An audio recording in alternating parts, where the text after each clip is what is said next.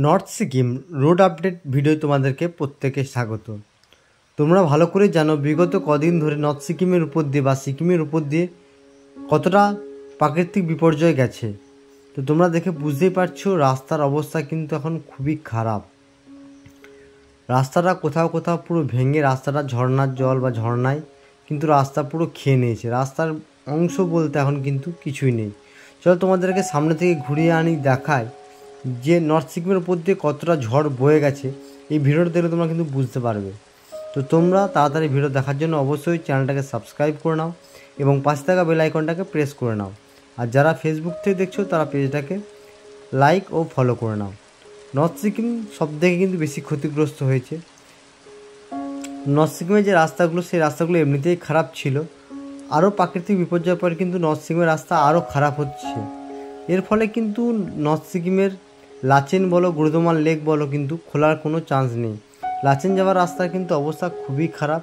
বিভিন্ন জায়গায় এরকম ঝর্ণা নেমে বুঝতে পারছো, ওই দিক থেকে রাস্তাটা আসছে, এখান থেকে কিন্তু রাস্তাটা কোনো চিহ্নই নেই এখনও পর্যন্ত। বুঝতে পারছো মাটির ধস নামছে, এত আস্তে আস্তে জল বই তার মধ্যেও কিন্তু মাটির ধস কিন্তু কন্টিনিউ নেমে যাচ্ছে। ফলে রাস্তার কিন্তু যে মাটি ছিল সেই মাটি কিন্তু পুরো ঝর্ণার জলে ধুয়ে নিয়ে চলে গেছে। তোমরা ভালো করে দেখলে বুঝতে পারবে। তোমাদের দেখাচ্ছে আগে যে দেখো রাস্তাটা আসছে, রাস্তাটা এখান থেকে কোনো চিহ্নই নেই। রাস্তা বলে যে কোনো কিছু ছিল সেটা হয়তো কেউ বুঝতেই পারবে না। নর্থ সিকিমের অবস্থা এরকম এখন বর্তমানে। বৃষ্টি কিন্তু থেমে গেছে, বৃষ্টি আর সেভাবে হয়নি, কিন্তু এখনও উপর থেকে কিন্তু ঝর্ণার জল কিন্তু এখনও গড়াচ্ছে। তো দেখা যাক এই জলগুলো বা এই ঝর্ণাগুলো বন্ধ হয়ে যাওয়ার পরে কিন্তু রাস্তা রিপেয়ারিং কাজ হবে এবং সিকিম প্রশাসন খুব দ্রুততার সাথে রাস্তাগুলো ঠিক করার চেষ্টা করছে বা সিকিমকে স্বাভাবিক করার চেষ্টা করছে।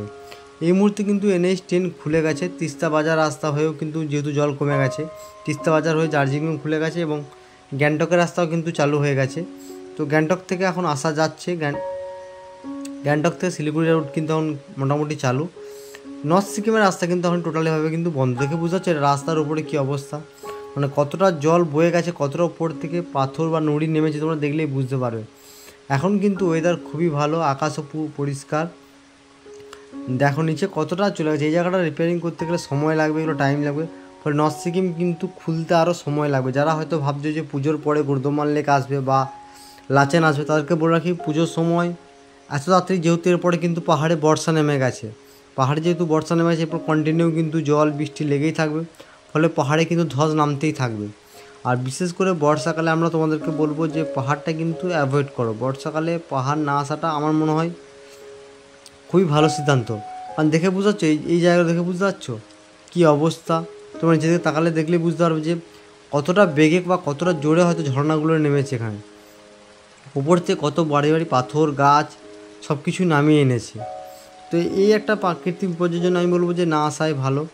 তোমরা পুজোর পর হয়তো অনেকে প্ল্যান করছো, পুজোর পরটা আসাটা ঠিক আছে, বাট নর্থ সিকিম বা মানে কী বলবো লাচেন যে খুলবে এটা এখন বলা মুশকিল।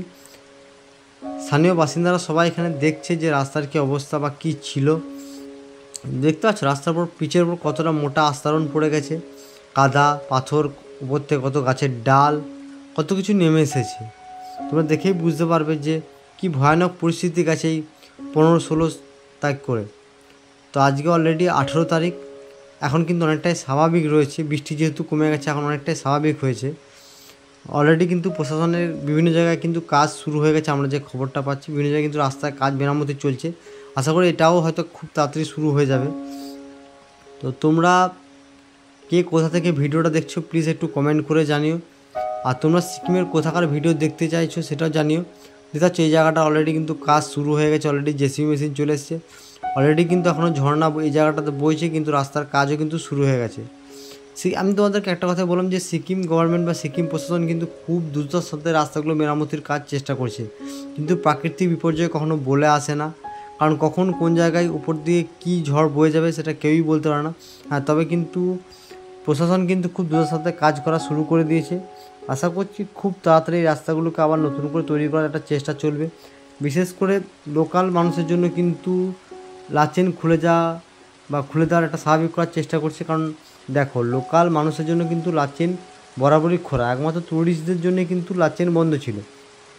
তো সাধারণ যারা লাচেনে থাকেন তাদের জন্য তাদের জিনিসপত্র আনা নেওয়ার জন্য কিন্তু তাদের লাচুং হয়েই মাঙ্গান হয়ে আসতে হয়। তো তো সেই জন্য তাদের জন্য কিন্তু সবসময় রাস্তা কিন্তু মানে গাড়ি চলাচলের জন্য ঠিক রাখাটা প্রশাসনের উচিত। তো প্রশাসন সেদিকেই কিন্তু নজর দিয়ে দিয়েছে অলরেডি, কিন্তু দেখে বুঝতেই পারছো জেসিবি কাজ করছে। এই জায়গায় অনেক নুড়ি পাথরগুলো কিন্তু অনেকটা সরানো হয়েছে, অনেকটাই সরিয়ে রাস্তাটাকে স্বাভাবিক করার চেষ্টা হচ্ছে। আর তোমরা জানো যে খুব তাড়াতাড়ি কিন্তু স্বাভাবিক হয়ে যায় এই জায়গাটা। অলরেডি দেখো, বুঝতে পারছো কাল কী অবস্থা ছিল, আজ কী অবস্থা। তো দিন দিন কিন্তু প্রশাসন কিন্তু খুব চেষ্টা করছে রাস্তাটাকে স্বাভাবিক করার।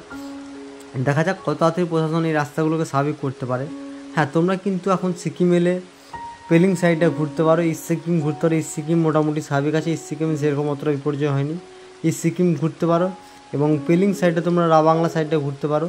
তো এই দুটো জায়গা কিন্তু ভালো। নর্থ সিকিম মোটেই প্ল্যান করো না, কারণ যতটা বিপর্যয় হয় নর্থ সিকিমের উপরে বেশি বিপর্যয় হয়। কারণ যতটা নর্থ সিকিম যেহেতু উপর দিকে বেশি, আর নর্থ সিকিম বিপর্যয়টা বেশি হয়। আর আমাদের ক্ষেত্রে ইস্ট সিকিমের ক্ষেত্রে আমরা ছাঙ্গু লেক বা আমাদের আশপাশ ঘুরে চলে আসি।